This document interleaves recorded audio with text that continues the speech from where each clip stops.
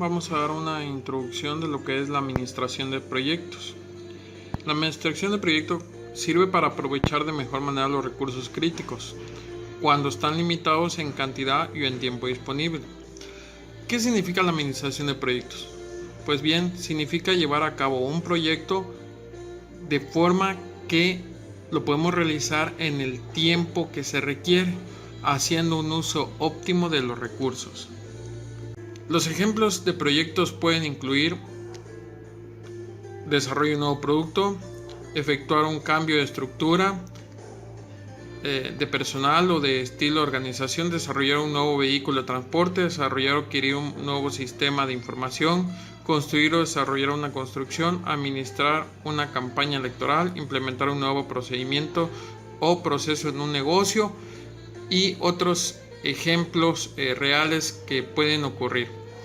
Entonces, la administración de proyectos, como bien lo decía en la diapositiva anterior, tenemos que fijarnos bien qué proyecto vamos a hacer.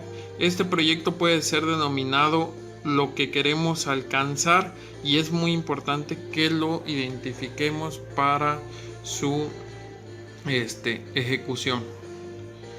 Ahora bien, los procesos de la administración de proyectos deriva lo que es la construcción de todo un proceso, como es los inicializadores, quiere decir la identificación.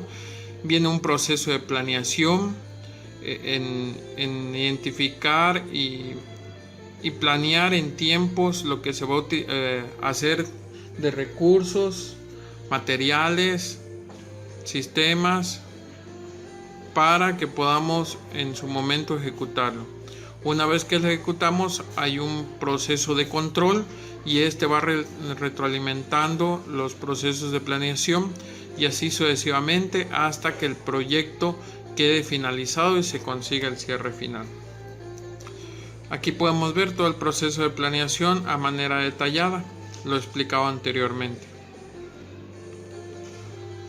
Ahora bien, para que nosotros llevemos un orden en la administración de proyectos, tenemos que establecer objetivos del proyecto.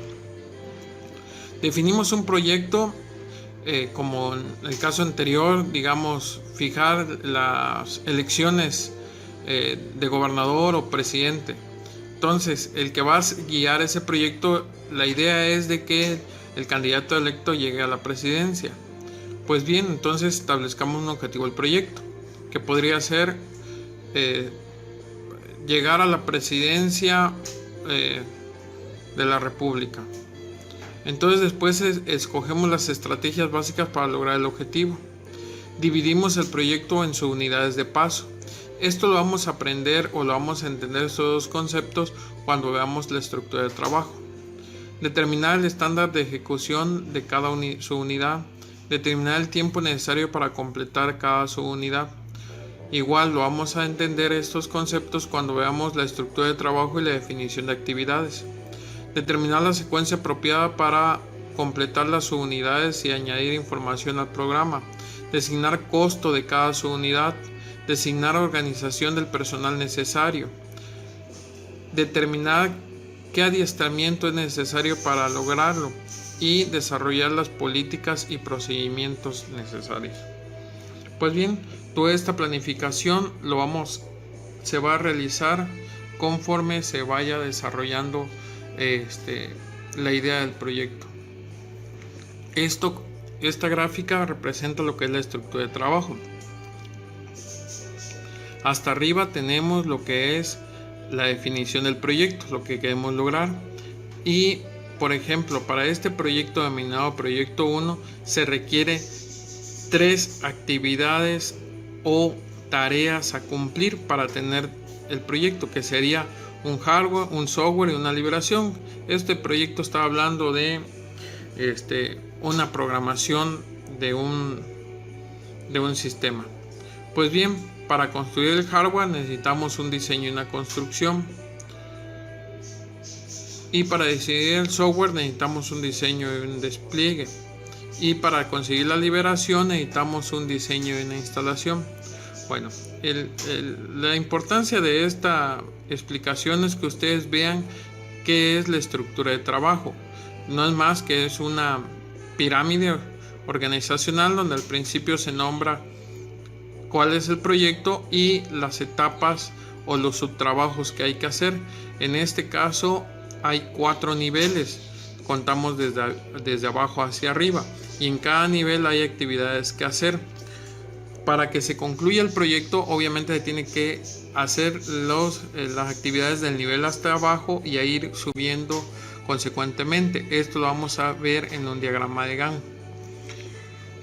Esto es una tabla que nos va a ayudar a tener control de las actividades del proyecto. Como veamos, ahí podemos poner un código a la actividad. Donde dice descripción del componente, obviamente es el nombre de la actividad. En el caso de la diapositiva anterior, digamos que la actividad es hardware. Entonces vamos a poner hardware. Y después viene el desarrollo, la declaración del trabajo. Vamos a especificar qué es lo que se tiene que hacer en esa actividad. Después, por ejemplo, en el hardware posiblemente sea comprar el producto.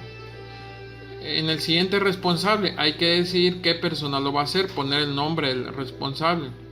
Los puntos de verificación, el requerimiento de calidad, las referencias técnicas, todo eso son las especificaciones que debe tener el que va a ser responsable.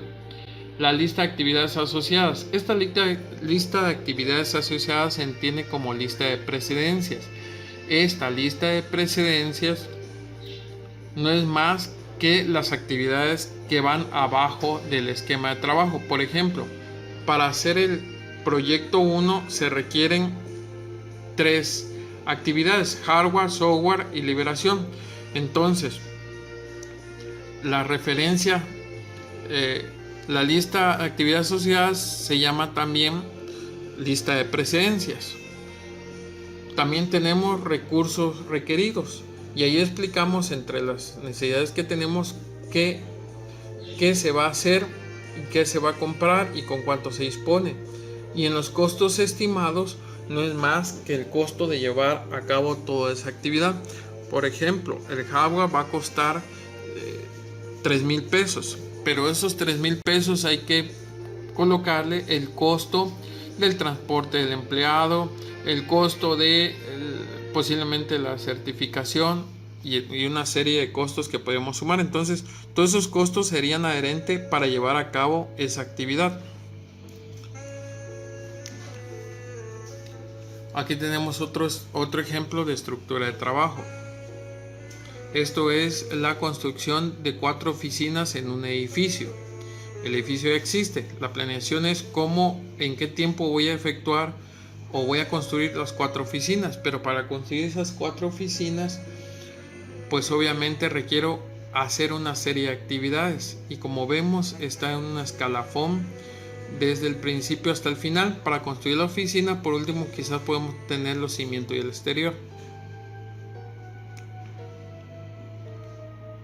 Pues bien, como decía, aquí se especifica los objetivos del proyecto, el nombre del proyecto. Retomamos lo que es el proyecto.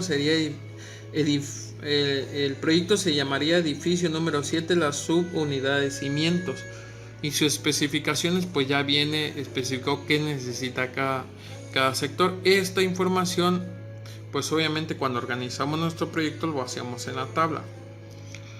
Acá, para los que son nuevos haciendo elaboración de proyectos, viene una formulita de estimación de tiempos, donde TM es el tiempo más probable, TO es el tiempo más optimista, TP el tiempo más pesimista y TE el calculado por el estimado. Por ejemplo, yo quiero construir una casa, desconozco posiblemente cuánto tiempo me lleva hacer la casa. Yo en mi idea podría pensar que me lleva 40 días. El tiempo más optimista podría pensar que es 30 días. Y el tiempo más pesimista pues podría pensar que me lleve 70 días. Entonces, bajo esas 3 consideraciones que tengo, yo saco un promedio y más o menos determino cuánto es el tiempo. En muchos casos el tiempo ya se sabe, porque hay expertos que conocen el tema. Entonces ya te pueden decir que la construcción de una casa posiblemente te lleve 30 días. Pero como apoyo está esta fórmula. Ahora bien, Esta es una tabla de actividades muy parecida o simplificada a la mencionada anteriormente, que es esta, donde iba más a detalle. Aquí nada más reducimos lo que son el número de la actividad, el nombre de la actividad, la precedencia y el tiempo. La precedencia, como ya explicaba, es, por ejemplo, trazar los planes del trabajo. Esta no depende de nadie. ¿Por qué? Porque es inicio.